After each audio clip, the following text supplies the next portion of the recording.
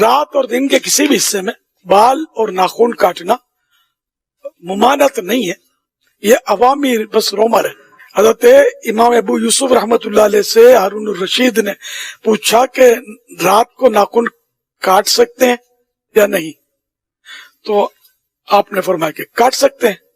انہوں نے دلیل مانگی تو انہوں نے غالباً یہ دلیل دی تھی کہ نیکی میں جلدی کرنی چاہیے، کہ ناخن کاٹنا بھی ایک نیکی ہے، بھلائی کے کام میں، نیکی کے کام میں جلدی کرنی چاہیے۔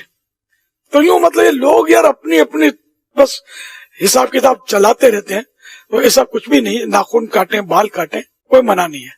ہاں احرام میں جو ہوتا ہے نا، وہ احرام میں نہ رات کو بال کاٹ سکتا ہے، نہ دن کو کاٹ سکتا ہے، نہ ناخن کاٹ سکتا ہے۔